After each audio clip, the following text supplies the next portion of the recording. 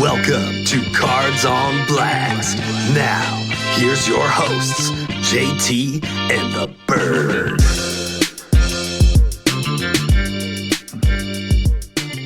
Welcome into Cards on Blast, episode number 2. Yeah, thanks for tuning in. You're here with your guys, JT and the Bird. Today on episode 2, we are tackling from the vintage gems to the modern trends, the state of card collecting as it is today. What's up, Bird? What's going on, JT? You know, same old stuff, man. Same old stuff. Heck of a weekend. Hey, before we get into anything, I got a little story I want to tell. I can't wait. You hinted at it earlier, but I'm dying to hear this thing. Okay, so, softball every Friday night. You were on the team. Right. Okay. We only had 9 show up, right? So we started the game with 9. You can play with 9, but you'd rather have 10. It just makes sense, right? Right. So we start batting. I think we played an inning in the field, realized that the 10th guy just wasn't never going to show up. Picked up a guy that played the game before, right? And was just sitting on the bleachers. Okay. So he batted. We scored like 5 runs that inning. We start going out to the field the next inning. The other team protests to the umpire about the player. Of course they did. Right? In beer league softball. Like, come on, guys. Are you serious? It was ridiculous. So we rallied up. We beat their ass with 9. What do you know? They still lost. Didn't even make a difference. And they didn't even say a word while shaking our hands at the end of the game. They just tapped our hands. Didn't say a word. It was insane. Guys take that league way too seriously for what it is, man. They think they're the major leaguers out there playing slow pitch softball. It's unbelievable. Right? Come on, man. We're out there having fun. That's it. That's all I want. I pay to have fun, hang out with my buds. Yeah, it makes it pretty simple. I get that. That's it's pretty awful when they ruin the experience for everybody. Right. Have some fun, have a good day. Well, hey, welcome in, everybody. Thanks for tuning in to us. Hey, Bird, what's the most exciting card you picked up recently? You got anything?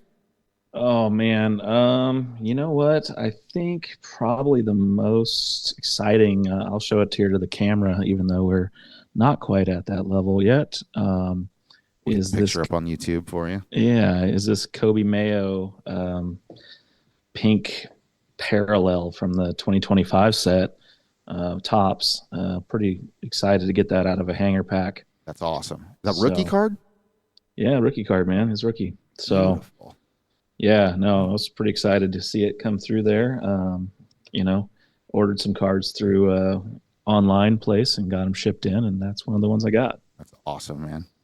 Awesome. Yeah. Hey, just in some notable hobby news, I read today that Caitlin Clark, a 2024 card, it sets the record for the most paid for women's sports card.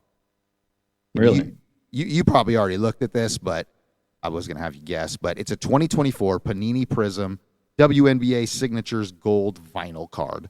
Sold for a record-breaking $366,000 in a golden auction, which is just some trading card memorabilia. Oh, I know Golden, man. They got a Netflix special about their place. It's actually kind of interesting watching all the stuff they do and how they pump up the values of their cards and whatnot. Yeah, the card before that, previously, that was the most expensive women's card sold, was Serena Williams back in May of 22, $266,400 for that card. So that is so much money for one card. It's women's, men's, I don't care. That's crazy. Yeah, I mean, if Caitlin Clark gets in a, God forbid, okay, I'm not wishing this on anybody, never would, never will.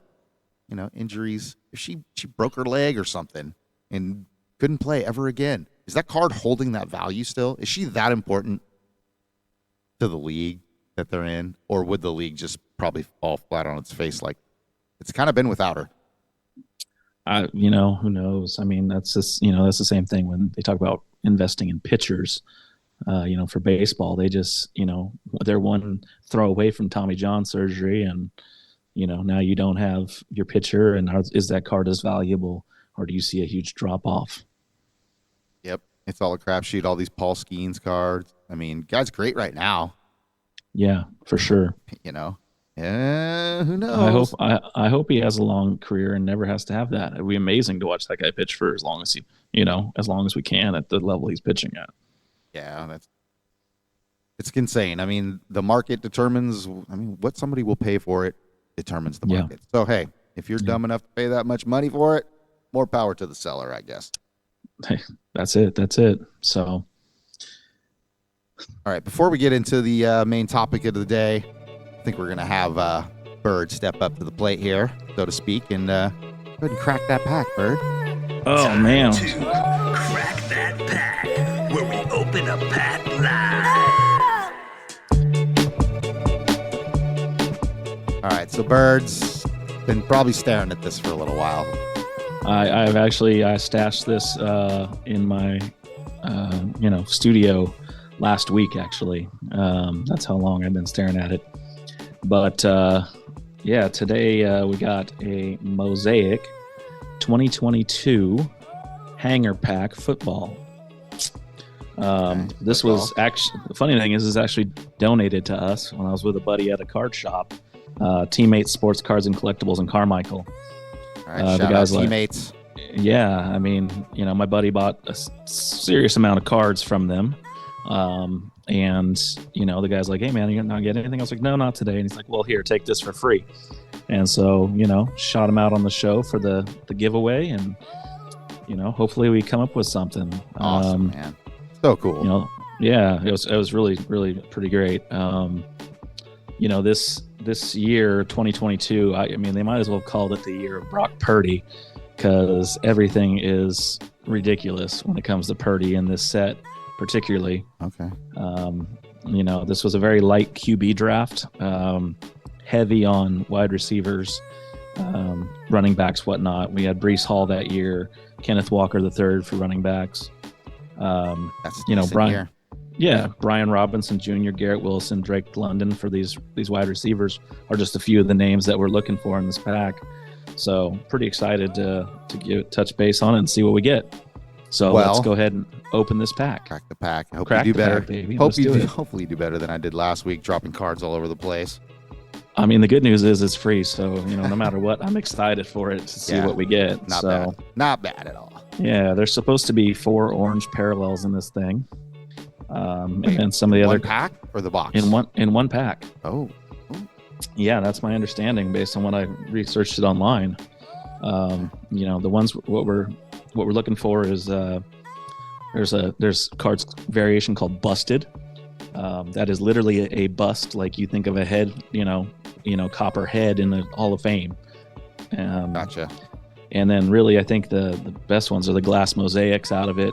They're literally stained glass backgrounds on the players. So pretty excited for it. All right, you pull one of those, man. I might just knock over my whole system here. I'm telling you. All right, I'm going to go through the base real quick. I'm not going to show those off because they're not as exciting as the variations. We got a Carson Wentz. We got an Elijah Moore. Allen Robinson II. Trent Williams, the most important player on the 49ers. Right. Cooper Kupp, now of the Seattle Seahawks. DeForest Buckner on the Colts. Joe Mixon, fantasy stud last year. Travis Kelce, staple in this world. Good pull. Micah Parsons, podcasting away over there. All right. We got some rookies here. So we got Kyler Gordon of the Chicago Bears. Who? Exactly. That's what I was thinking too. I was like, I have no idea who this guy is. He's a defensive back for the Chicago Bears. All right. This guy's a little more well known. We got Romeo Dobbs. The Green Bay Packers wide receiver. So not mad about that. Card. Yeah, he's kind of a stud in his own way. We got a Cameron Thomas of the Cardinals. I don't even know. Defensive lineman. Okay. Treston Ebner for the Bears, another Bears player. Question mark. Yeah. And then we got, looks like an Elijah Moore, some sort of a parallel here, got a good little bit of reflecting going on here. So that's exciting. Check that out. All right. All right, and now we got to our orange. The meat So of the we've- sandwich, people. Yeah, we've got a Cortland Sutton. Cortland Sutton. Any kind of parallel insert? What do we got here? Yeah, a little orange parallel action here. Of the base card. Yeah. Okay. And then we got a Dalvin Cook.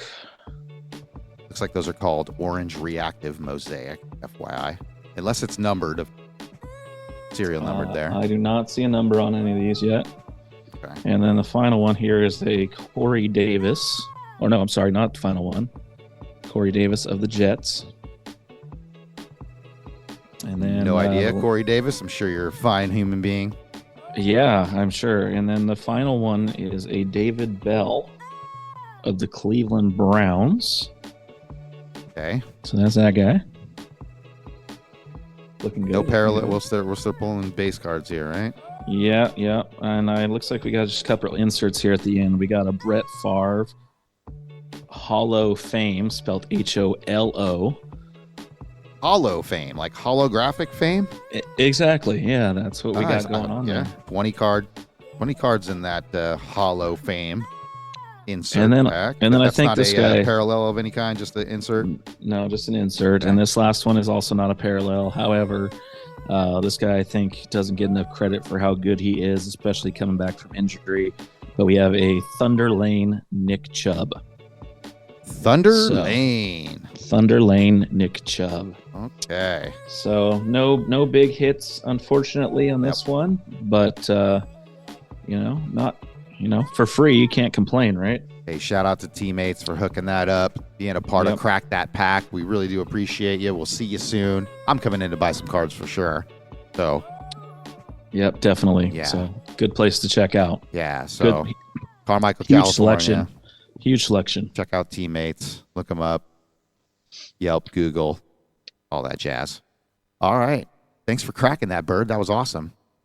Yeah, man. I was really excited to finally bring some cards Right? and crack a pack or two. I Yeah, couldn't believe you keep finding these old packs, man. That was 2022, right? You said? that was 2022. That's insane. Yeah. That's insane. Yeah, I looked online and the hobby box, those things running about 350 to 375 right now. Wow. That's insane. Yeah. Well, now that we're kind of into the realm here, let's talk about some of these modern trends. We'll get to the vintage gems pretty soon, but let's jump on these modern trends. The current trend kind of that's going on is the impact of Fanatics on the hobby. Fanatics is kind of reshaping sports cards, or they're trying to, or elaborate on this a little bit for us. All right. So for those of you that don't know, Fanatics is, a company that's been around for a while, but they've more recently in the past few years been getting into the sports card arena. They currently own Topps and Bowman, as far as their, products they're putting things out under. However, they do have exclusive trading card licenses starting in 2026 with Major League Baseball, the NBA, and the NFL, which pretty much locks them into 3 of the 4 major sports cards markets. Wow. Yeah, they're really put themselves in kind of a dominant position. Some would say even monopoly style position. Okay. Yeah, that's kind of cornering the market, so to speak. I mean, you got the licensing. Now, what does that mean exactly? That just means that they're not able to use, no other company would be able to use the team name, correct? Yeah, the team name can't show up, nor the likeness of the players, because they also have agreements with the Players Association. So they've got some, a little bit of control in that world too. So they couldn't have a card of the player? Is what you're telling me? Oh, I'm confused here. Sorry. Yeah, no, I mean, from what I read, it looks like that is the case. Like they have exclusive deals with specific athletes where they can't even, nobody can make a card for them. I'm not sure if that's completely accurate, or I may not have got too far into it as far as Just for an example, I mean, I know Victor Wembanyama right now is signed, right? The only place you can get his autograph card is in Ops, I believe. Is that correct? Yeah, Yes. I know LeBron's signed with them, so Right. that's a thing for sure. Right. So Panini's off the deck. pull in a Wemby, I guess LeBron, as you said, Yeah. autograph card. But I got plenty of what are they? Premium stock. That's definitely Panini. Victor Wembanyama rookie cards. Yeah. So they can still use the player. But as the situation is right now, or I guess last year, Topps wasn't able to use the likeness of the team. Yeah. That's I believe that's accurate. Yes. Funny story. It kind of puts the let's call them the Sacramento Athletics, as I like to call them. MLB doesn't quite like it, but the hell with them. The Sacramento Athletics at the moment of Las Vegas. Hey, they can't use it. What happens in this situation if they can't use the team name? They don't want to be known as the Sacramento Athletics, right? What does the card company do in that situation when they can't use the team name? MLB doesn't want them to use the quote-unquote current city name that they're in. Do they just bite the bullet and put nothing, or put Las Vegas? As far as I know, on the cards that I've seen, they've just kind of removed the team name in general, and they've kind of got the player there in a uniform, but I haven't been able to track the name on anything. That's so crazy. That's gonna be interesting. I can't wait to actually see what's gonna happen in that situation. So, Bird, tell me about the new business model. Is this direct to consumer and athlete involvement? So, so I went to a few different card shops this week, and we're talking to some of the employees and ownership there. And when I originally saw this, I thought when I saw this direct to consumer model where people can buy directly from the company, Fanatics, I was thinking that's going to destroy the card shop, the local card shop. I really did. I thought it was going to be awful. But turns out the card shops love it, because right now, for the majority of their products, Panini included, they have to go through a third-party wholesaler to get their cards, which in turn jacks up the prices of those cards. And so they pay a premium on those cards instead of ordering directly from the manufacturer, Panini, or even more popular right now, probably Pokemon. They don't sell directly to card shops either. So card shops are reliant on other places to have cards to buy from, wholesalers. Crazy. So, yeah. And so basically they're looking to centralize card sales, grading, storage, everything into a one-stop shop. It's kind of interesting. So you're saying Fanatics is getting into grading as well? That's what I read, is that's something down the road that they're looking into, is possibly grading, which is kind of crazy that they have that much control over every aspect of the card industry. Yeah, man, I don't know. I'm not sure. I'm hoping that this goes well, but it's kind of as a collector, I'm kind of scared as far as what are they going to do? Is it really going to be a better deal for all of us, or are they just going to be like, you buy what we have? You said the card shops like this, though. Yeah, they do. Yeah. Why is that? Why are they like that more? So, for instance, right now they have, the Topps brand is through Fanatics. They can order that product directly from Fanatics, and as long as Fanatics has product in stock, they can get it at the price they should be getting it at. And then they can sell it at a lower price to their consumers, which allows for more buying of product. But things like Panini, they can't get directly from that same, place. They can't get it from the manufacturer of Panini. They have to go through a third party. So they like the idea of being able to get product from the manufacturer and not have to worry about, oh man, where do we find this product? Where, who has it still? And they're going through multiple different wholesalers, which ends up costing them more money. And it's just kind of a headache for them, to be honest. That sounds like a runaround. Yeah, when getting it directly from the manufacturer themselves, much easier. Yeah. And my understanding is Panini used to do that a few years ago, and they changed their policy, and so it made it tougher on the local card shops to carry Panini product. Because everybody wanted a piece of the pie, man. Mm-hmm. It's all about money, I'm sure, at the end of the day. Yeah. The interesting thing is that Panini has sued Fanatics. There's currently, it started in 2023. There's a court case in the Southern District of New York, and just earlier this week, they decided there was enough in the filed complaint by Panini to move forward with antitrust stuff, where they're talking about how Fanatics has kind of strong-armed people into going with them, selling on their Fanatics Lie or Fanatics, online ripping site, signing exclusive deals with them, with rookies and things like that, going, hey, we're going to be the only game in town. You need to sign with us.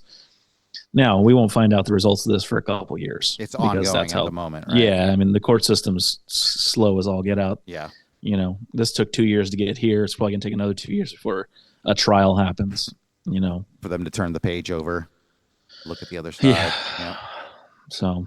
Well, hey, as collectors, you think we should be excited, skeptical? You think Fanatics is going to ruin it for the average Joe, so to speak? I mean, I think, there's reason to be both excited and concerned. With them having a lockdown on it, maybe we get some more products, better availability, which is probably one of the biggest things, I think, is that you have it's more easily accessible for us. But, there's always that monopoly fear. There's quality control issues, because my understanding is like their first sets of products they put out had some issues with the, centering or lettering, things like that. And then, of course, there's worries about overproduction. If they overflood the market, then we're going back to, the late 80s, 90s. Yeah, which we will get into here in a few minutes, actually. Yeah. Yeah, I mean, hey, what do they say? If you don't pay attention to history, you're doomed to repeat yourself. Exactly. Yeah, exactly. So it seems to be kind of heading in that. I see how, the monopoly fears, it could harm local card shops, most likely, right? I mean, yeah. I like going to the card shop, come on, let's not hurt these guys. They're good guys, man. They're just trying to make a buck. So JT, that being said, everything I talked about there, obviously you've kind of got my feel for it. Where are you at with this whole Fanatics thing? What are you feeling? Are you excited? Are you concerned? What's your feel? I think all these collectors, and myself included, I'm watching this closely. Fanatics needs to deliver on their promise, or it could screw up the game. It could revolutionize the game, either hopefully for the better, right? The better of everybody else, so that we're all at least fairly happy with our product, what we're paying for our product. We're not getting overpriced. We're not getting priced out of products that we want. Just don't neglect us. The little guy, man, we're here. We are the ones keeping you actually where you are. I don't think those guys pulling those big cards are the ones keeping you where you are. I think it's us, and it's always going to be us. Just like in the junk wax era, man. That's what kept them alive. That's what kept that thing going and on that upward spiral. I really do hope it turns out well, for us little guys, even the crack packers, because ultimately people are buying those packs from those people. That's how they crack them. And then they're like, okay, here's your product that you paid for. They're probably playing over premium on those products, which is what makes those crack packers get their stuff. But either way, it'd be good to have innovation. It'd be good to have just a more exciting card market out there, and hopefully at lower cost for us, the consumer. Absolutely. 100% agree with you, my friend. And now, time for What You Got in the Stack.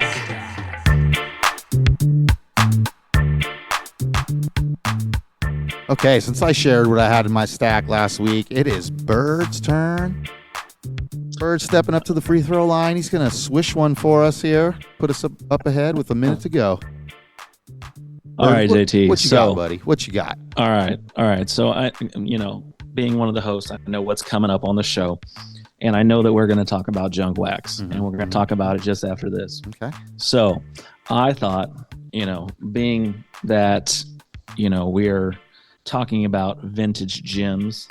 I'm not sure this is considered a vintage gem by card owners or collectors, but it is to me because I love this guy. He was amazing. And what I brought today is a 1992 Ultra All NBA Michael Jordan PSA graded 9. All right. Yes, I really love this. I'm a Jordan head through and through. Beautiful card, Bird. Beautiful card. We're gonna put this up on the YouTube. So everybody checking out that video feed can see the card we're talking about. See its beauty.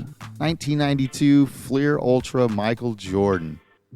Yeah, awesome. I'm pretty proud of 10-year-olds myself for not completely destroying the card and still getting it good enough to have a PSA 9 on it. That is great. And how long did you have it in your possession before you got it graded? 30 years. Exactly. Oh, more than that, actually. 32 years. Okay. Yeah. That's fantastic, man. I'm proud of you. Yeah. High five. High five. Absolutely, brother. Absolutely. Yeah. So that's what I got in the stack this week. Well, thanks for sharing, man. You know what? Before we get into Junk Wax era, we're gonna do one more little fun fact here. One more. And now it's time for Card Pull of the Week.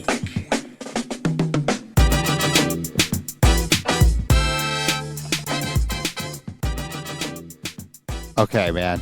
So card pull of the week. I haven't been getting a whole lot this week because I just I've been very busy. My dog's been a little bit sick, so I've been having to take care of her. But I did pull something cool. I left it over there, so I pulled a bird this time. All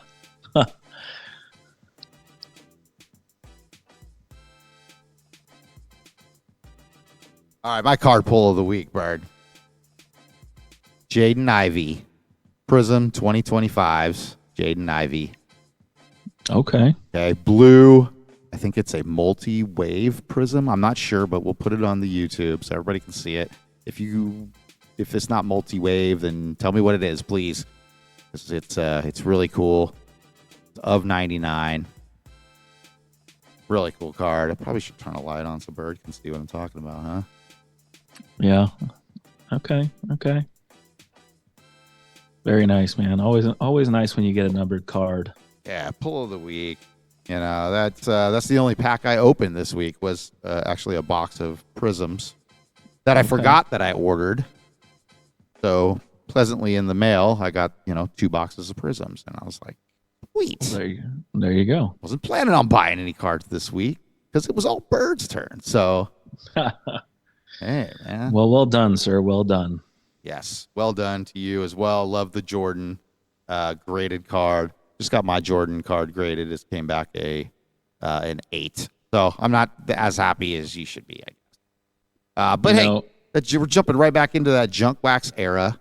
Okay. Yeah. The perspective of the junk wax. Now, if everybody here listening doesn't know what the junk wax era was, probably late 80s, maybe mid 80s to the early 90s, correct? Yeah, I think that pretty much qualifies. I'd say mid 80s through the 90s was pretty accurate as far as that time frame. Yeah, so it's pretty much the most seismic shift in sports trading cards and collecting everywhere, all over the world. The consequences, the cards became a big deal, which turned big businesses, organizations, everybody wanted a piece of that pie, you know what I mean? So the effect was it increased the number in card companies, producers, retailers, which completely flooded the market. And, we refer to that as the junk wax era because there was just a plethora, a boom of cards, and we all got a little bit of that. Like every Jordan card I have, there's probably millions of them across the world, man. Yeah, back then it was definitely harder to track sales. They were doing everything on paper then. There was no internet. No. So, but I remember particularly Topps, Fleer, Upper Deck really owned the market back then. Definitely got our attention back in the day. Even Donruss was in there a little bit. Yeah, I was a real big fan of the Upper Deck cards. I really liked their baseball and basketball cards when I was a kid. Topps as well. I like Fleer. Fleer too. So Mm-hmm. like the Fleer you Fleer, got, I Fleer thought I had had some that pretty card somewhere, but Fleer had some pretty awful baseball years, though. I'm not gonna lie. yeah, you're Just right. awful design. You remember the Yellowbacks? Uh, yeah, I want to say it was like 1990. They were not. They were not the most attractive there's card. been a lot of mistakes over the years. Yeah. Right. Yeah, and the junk wax era was responsible for quite a bit of it. I'm glad they, Yeah. they at least pulled their head out of their butt, and but we're kind of circling back around, like you said Yeah. earlier. We're kind of putting ourselves into its own junk wax era of sorts. Maybe we call it the prism wax or something, because it's insane the amount of parallels that are coming out these days. Are they just basically canceling themselves out, kind of like the junk wax era cards have? Yeah. I mean, there's a lot, man. There's a lot in the products nowadays that it's hard to keep track of every type of parallel and every type of insert, and you just That's why I'm a fan of the serial number cards. There's a limited number, right? I think there needs to be more of that, less of the kind of base parallels. So it makes you feel like you're getting something a little more special. Right. There's no way to tell, you get a hollow card. Sure, okay. But there's probably thousands of those. I mean, upon thousands of those. So Right. It's just when you pull them, or who's got them when it's time when the prices raise. Right. So do you think junk wax era cards are making a comeback, even now that we're 25 years outside of them? I mean, the prices would say no. That's I guess it's ultimately not what it's all about. I think if you can find value in it, it's nostalgic to me. If I find value in that, ergo, it has value. Right. I mean, hey, you think about it. Maybe this is the time, if you wanted to collect some of those favorite people you had from back in the 80s and 90s. This is the time to buy all those cards up because they're so cheap right now. Right. I mean, hell, I think I got a opened full set of the 90. I think it's 92, 93 Upper Deck. Mm-hmm. Whole set for like $90. Yeah. Right? Basketball. Yep. It's got like probably 4 or 5 Jordan cards in there. Okay. But stupid me. Okay, stupid me. I actually sent in the one I've had since, just like your card, I've had for about 30 years. I sent that one in for grading before I even got this new box. So I probably should have waited. Took the one out of the new box, got that one graded. But hey, it is what it is. What are you going to do? One graded, I guess, and it would probably be a 10 because it's brand new. Centering looks perfect to me, but I'm not a grader. You never know, man. Those corners will get you. Yeah.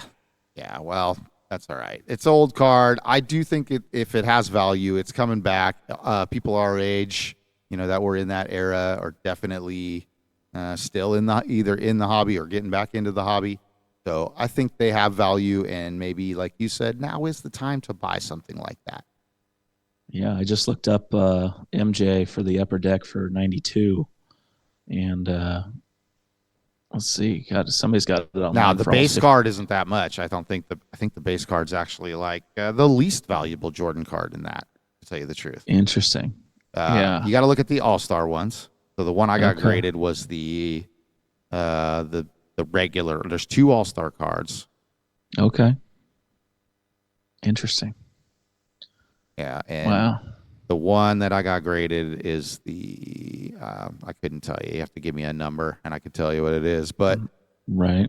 Yeah, there's 2 of those. One of the checklists actually has Jordan on it. I think that one's worth more than most of the other cards, of course. Yeah. It's interesting how checklists are worth money. When they got somebody cool on them. Right, but just it's such a strange, idea to think that a checklist that all of us basically disregarded as kids is worth something now, because I guess because we all disregarded it back in the day. Yeah, I mean, even to get back into the junk wax a little bit, the guys I follow on Instagram that crack packs, I mean, they're cracking those old junk wax packs all day long, man. Right. The thing I'm glad they stopped doing is putting gum in the packs, because I've seen those poor guys get actually a good card that just has this nasty gum stain. For sure, for sure. And they eat it. So if you guys out there are listening are the ones that are eating that gum, I feel bad for you and your teeth, brother. That is just crackling, hurts my ears. That's just awful. It is awful. It is awful. Stop Like eating what? that gum. We don't need to see that.